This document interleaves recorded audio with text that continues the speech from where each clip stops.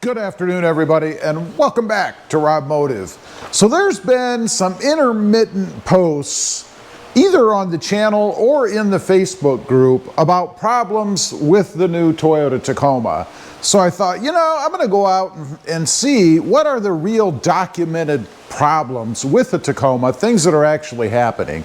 Not hearsay, not people trying to discredit the truck, but what's real. Before we get into that though, I just was out for a drive. This is the first time I've ever noticed this happening. I looked over and the screen went white and it said updating settings. I don't know what it did, but apparently, and I assume this is because the truck is probably still connected to the free service, it updated over the air, something. It would be nice if Toyota let us know what exactly it did. But nonetheless, I just thought I'd mention that in case anybody else happens to experience it. So let's get into this. I did just a search. This is an AI search. I actually find the AI information to be pretty darn credible most of the time. It says here the 4th generation Toyota Tacoma, and that's 2024 and to current, has encountered several documented issues during its initial production run, ranging from mechanical failures to quality control concerns. So let's get into it. Primary mechanical issues, transmission failures. Early production 2024 models with the 8-speed automatic transmission have experienced complete failures. Complete failures. Now, we all probably have seen the failure that the TFL guys had when they were out putting their Tacoma through its paces, where it broke I guess a meant to break piece in the drive line. I don't know if that's included in this, but that's really the only one that I know of for sure. But it says here, symptoms include harsh shifting, especially between first and second and third gears. Hesitation from a stop and low speed shuttering.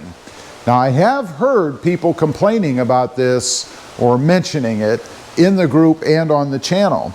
Toyota issued a TSB, Technical Service Bulletin, to address these units, which may require a total transmission replacement.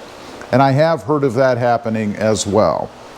Number 2, engine and turbo reliability. While the 2.4-liter turbocharged engine is based on a proven platform, it's been out for a while, right? Some owners have reported isolated catastrophic failures, including blown motors, within 3 months of ownership. I don't know if I've heard of this at all, particularly concerning the turbo. Maybe once or twice. It's a little fuzzy for me as to what was actually wrong, and I don't know if those people that reported it actually ever got back with what the resolution was. It says here, one case involved a fractured cylinder block at 6,000 miles. One case. That's one out of the tens of thousands that have been sold. Take that for what it's worth. Brake line recall. Toyota issued a stop sell order and recall for over 100,000 units due to potential brake line issues. Now, I had one truck, I think it was my 2024, that actually had this problem. I traded it before there was ever any resolution. But what it is the brake line was too far into the wheel, and if anything was to accumulate in the wheel, like you're off-roading, snow, ice, mud, sticks, rocks, whatever, it could slice or sever that brake line. That was the problem. It seems to me like all that Toyota did was put a more robust brake line in its place. Still looked to me from pictures I've seen of the fix that the brake line is really still in the same place. Personally, I think they should have moved it in towards the truck to completely alleviate the possibility of a problem, but what do I know? Quality control and build issues, paint quality. Now this one we know is true, right? It says here numerous owners, I can attest to that, have reported thin or, quote, garbage paint quality, specifically noting excessive chipping on rear fender flares and the hood. Now, I haven't heard so much about the hood, but I have heard obviously of paint chipping along the sides and the fender flares, primarily for those like me who don't run mud flaps. I hate mud flaps. I think that putting the rock sliders that I have along the sides have stopped this from happening to my truck because I don't have any damage, but I know there are people that do. Interior rattles. Common reports include rattles in the door panels, B-pillars, and near the center dash removable speaker. I've definitely heard about this. I see complaints now and then, people saying that they're getting rattles, particularly with that removable speaker in the center. But, you know, really, it is a removable speaker. I think you're going to have rattles if you have that, right? I just think it's the nature of the beast, right? Exterior flaws. Hood flutter. The hood may vibrate or flutter at speeds above 50 miles per hour. Definitely true. I've had that on every Tacoma I've had. I've had three. Two 2024s, a Sport and an off-road, and then the 2025 TRD Sport. And you definitely get some hood flutter. It is for sure more predominant in the Sport than it is in the off-road, but nonetheless, you still can see it in the off-road. So definitely a valid concern, I guess. Bed noises. Some owners report a loud popping or buckling sound when stepping on the composite bed near the tailgate. Absolutely. I've experienced this on my trucks myself. I have a video on the channel about it. So that for sure is valid. Infotainment glitches. Frequent complaints involve wireless Apple CarPlay and Android Auto disconnecting randomly or failing to connect upon startup. This for sure is true. It's ongoing. I don't know if there really will ever be a fix. I mean, I think Toyota's had this problem with connectivity with different phones forever. At least I've heard about it forever. Design grievances. More concerns, I guess. Fuel tank size.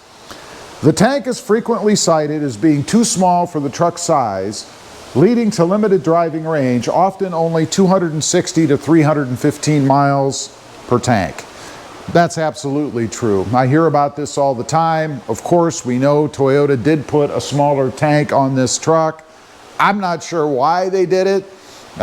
They certainly didn't bump up fuel economy enough to be able to, I guess, compensate for the smaller tank, but that definitely is a true concern. Rear seat space. The back seat in the double cab models remains extremely tight, making it uncomfortable for adults on trips longer than an hour. Well, that's relevant, I guess, an hour, 2 hours, whatever. But it definitely is small back there, particularly if you bought the TRD Pro with the isolator seats. That's horrid. I don't know how anybody rides back there unless the driver is very, very short, right? Definitely a problem. HVAC airflow. Some users find the airflow from the vents to be underpowered and noisy compared to previous generations. That's absolutely true, at least from what I hear from other people. I don't really notice it in mine, but you know, honestly, down here in deep South Texas, I really only have to deal with air conditioning, so I'm not really exposed to using the heat much inside the truck. But I do see a lot of complaints from people out there about that, so definitely another valid concern. That's it for the list. Now there's one that's not on here that I'm going to add, and that is the automatically lowering manual seats, the driver's seat. The problem is that the lever is so close to the top where your rear end slides in and out. When you get in and out, it goes over it, you do, and you push down on that lever and you lower it a notch every time you get in and out. So pretty soon the seat is 3, 4, 5 notches lower than where you set it originally, and you realize it's happening. It's funny, I get people out there who want to argue that no, they're not doing that. Their rear end is not hitting that lever. That's BS. Your rear end is sliding across that lever, or somebody else is driving your truck and lowering the seat. I've tested it several times myself, and that is the reason. Anyway, those are the valid concerns or problems with the new Toyota Tacoma. Is any of this major? Well, some of them can be major if it happens to you, but the numbers are so low that I think it's just the nature of any device or vehicle built by man, right? Nothing's going to be perfect. There's always going to be problems. What really matters is what the company does, the manufacturer, to take care of them. And I think Toyota is probably one of the best when it comes to fixing things that are wrong with their vehicles. Leave a comment. Let me know if you've experienced any of these. I'd be curious to know. Also, don't forget, smash that subscribe button if you haven't before, and we'll see you next time on the web. Bye.